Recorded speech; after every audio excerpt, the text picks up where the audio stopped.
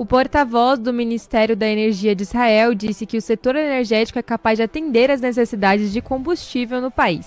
Outra informação que apareceu aqui pra gente foi do porta-voz da Guarda Revolucionária do Irã, que disse que os ataques do país contra Israel continuarão até de manhã, Medina. Até de manhã? Olha só, hein? A questão é que houve informação, né, de que uma usina que gera energia em Haifa tinha sido danificada. Informação por parte de Israel, que acaba também trazendo isso, que não há nenhum problema no fornecimento, pelo menos nesse sentido. Você traçou vários cenários, né, o Kevin? Qual é o que você mais acredita? Eu acho que é engraçado, mas eu acho que é uma mistura deles. Ah, é? Eu acho que a gente vai ver o conflito escalando mais no curto prazo. O que poderia... E aí eu fico... né, eu acho que pode escalar mais, seja com o Irã fechando o estreito, ou seja com o Israel atacando principalmente infraestruturas de petróleo, de exportação de petróleo no Irã. Eu acho que o conflito vai escalar, é o que está aparecendo. Né? A gente está vendo esse troca de bombas, mísseis, e o conflito não parece tá baixando a bola. Então eu acho que ele vai escalar e eventualmente, se escalar a esse ponto, pode fazer um preço mais forte no barril de petróleo.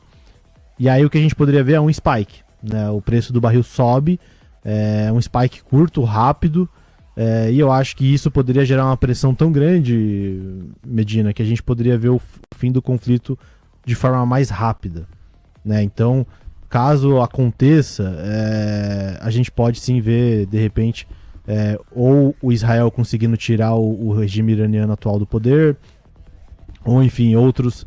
Eu não acho que vai chegar ao ponto de outras nações entrarem no conflito, mas eu acho que é uma mistura dos dois, assim. Eu acho que a gente pode ver esse spike no curto prazo do barril de petróleo, e se acontecer, aí eu acho que a melhor oportunidade de trading é tentar apostar para o outro lado, né? Esperar que o conflito se resolva e tentar pegar esses trades que podem se beneficiar de um petróleo mais baixo.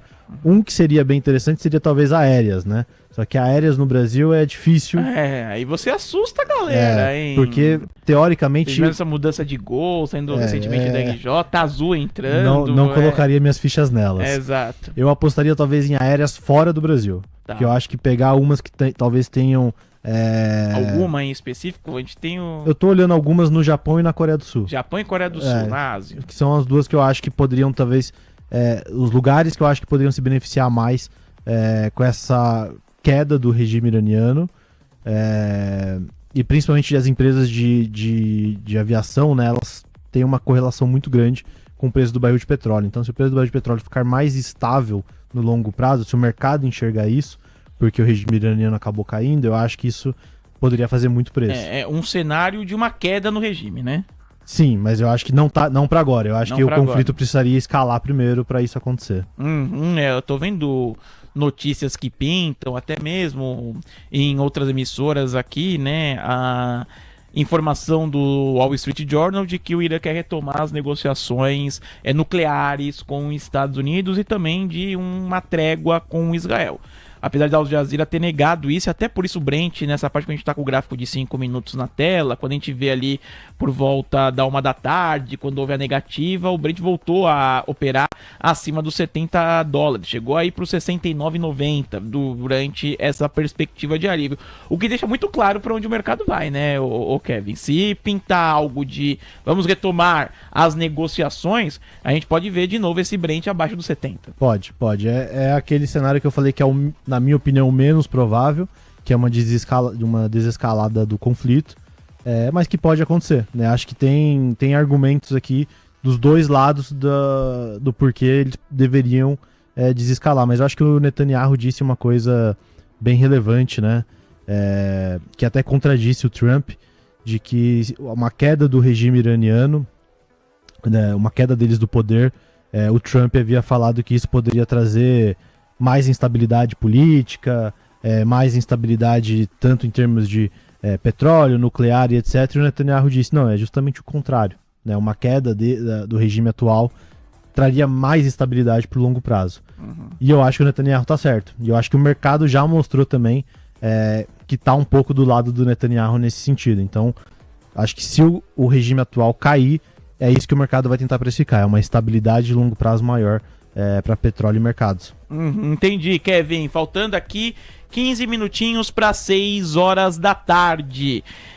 Em meio a tudo isso, temos uma decisão de juros nos Estados Unidos e temos uma decisão de juros no Brasil. Super quarta, na quarta-feira. Eu, inclusive, repito nosso convite para você acompanhar aqui essa cobertura na TC News. Estaremos a partir das 3 horas na cobertura da decisão do FONC, Mariana Bruno e eu, com o Bruno Corano, economista e investidor da Corano Capital, e também na decisão do Copom às 6h30, com o professor Alexandre Cabral e também com o Ricardo Rod, o economista e líder do mercado de capitais da Crow e Macro Brasil. E também tem Kevin Gervasoni durante a nossa programação também, Kevin. Qual que é a sua expectativa?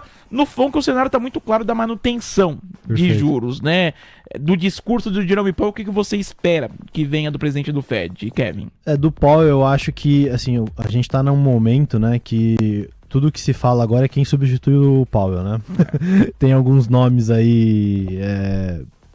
Inclusive, vou aproveitar a sua deixa para convidar a galera que amanhã tem um novo episódio do nosso podcast Cenário Base, com a Camila Nascimento, que vai falar justamente dessa corrida para quem vai ser o próximo presidente do Fed, porque, que tudo indica, o Trump vai antecipar o anúncio, né? Boa, então é isso. Acho que acompanhem aí, porque acho que esse é o grande tema.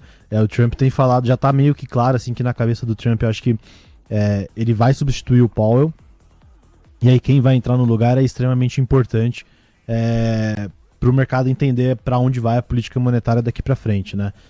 O Powell, eu acho que ele está numa encruzilhada, né? Ele é um pombo por natureza, né? Ele sempre gosta de baixar juros, mas eu acho que ele está numa situação difícil para baixar juros, ou até para dar sinais de que deveria cair os juros, né? Você vê que agora, ainda mais com o conflito escalando, o preço do barril de petróleo subindo, atrapalha ainda mais a possibilidade dele tentar trazer algum argumento mais dovish para o mercado. Então, assim, eu acho que ele vai trazer manutenção, não tem muito espaço para ele ser muito dovish. Eu acho que ele vai trazer manutenção, não vai tentar ele vai continuar, né, no discurso do wait and see, né? Então vamos esperar os dados, vamos acompanhar o que os dados nos dizem, e acho que na primeira brecha ele vai acabar cortando, né? Então acho que a primeira oportunidade de corte que o Fed talvez tenha é em setembro, tá? Então eu acho que se os dados, principalmente de desemprego, piorarem muito daqui até lá, aí talvez abra uma brecha pro Fed cortar. Mas é perigoso, né, Medina? Porque assim, a gente vê que o DXY tá numa queda vertiginosa, né? Acho que o DXY cai mais de 10% no ano. Então você vê que o dólar tá perdendo muita força no ano. Quando você pega outras economias, né, Japão, Europa, você vê que tem uma diferença gritante, né? Inclusive esse é um trade meio consenso hoje, né? Tá todo mundo vendido em dólar, comprado em euro e ien, né? Então virou um trade meio consenso. E assim, eu acho que a situação atual do Fed dificulta bastante, porque se ele começa a derrubar juros, isso vai piorar essa correlação de moeda, né? Esse par de moeda. Então, teoricamente, seria ainda pior para o dólar. Então, assim, eu não sei o quanto a gente tem espaço aqui para ver o Fed cortando. Caso, né, esse talvez seja o grande trade, né? Caso o mercado enxergue uma possibilidade do Fed cortar, e caso de fato o Fed corte, eu acho que o que mais vai se beneficiar disso, e é o que a gente vê que está se beneficiando, é mercados emergentes. Tá. A gente vê que existe uma correlação, bota aí, eu até postei hoje no TC, um gráfico, e quem quiser coloca aí o gráfico do DXY contra o Ibovespa no ano. Você vai ver que é basicamente um contra o outro, assim. Tudo que o DXY caiu... Deixa eu ver se eu encontro aqui, hein, Kevin, pra eu mostrar pra galera. Mas pode ir falando. Tudo que o DXY caiu, o Ibovespa tá subindo. Então, assim, e eu coloquei ali o Ibovespa, mas você poderia colocar mercados emergentes como um todo, porque a correlação tá bem parecida.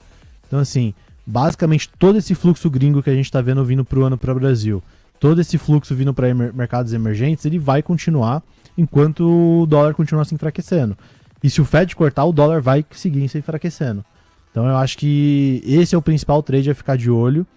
De novo, não acho que existe espaço pro Powell ser muito dovish, não acho que existe espaço para ele cortar no curto prazo, mas o trade pro mercado é esse. É a expectativa da decisão de juros às 3 horas da tarde. Achei aqui a imagem, viu, o Kevin? Ver se eu consigo colocar na tela, que aí fica fácil para todo mundo acompanhar aqui pra gente. Olha aí, ó. É esse aí, Andrezão. Pode deixar ali. Que é a imagem aí que você faz, que é o DXY e o Ibov, né? Como eles estão, um vai pra esquerda, outro vai pra direita. Ali um pra cima, outro pra baixo. É exatamente isso. Esse é o DXY e o Ibovespa no ano, né? Então o rosa ali é o DXY caindo e o amarelinho é o Ibovespa subindo. Então você vê que é uma correlação ali, não é direta, né? Mas é só para mostrar que enquanto a gente tem esse dólar enfraquecendo, mercados emergentes, e eu coloquei Brasil, mas mercados emergentes como um todo tem subido bastante.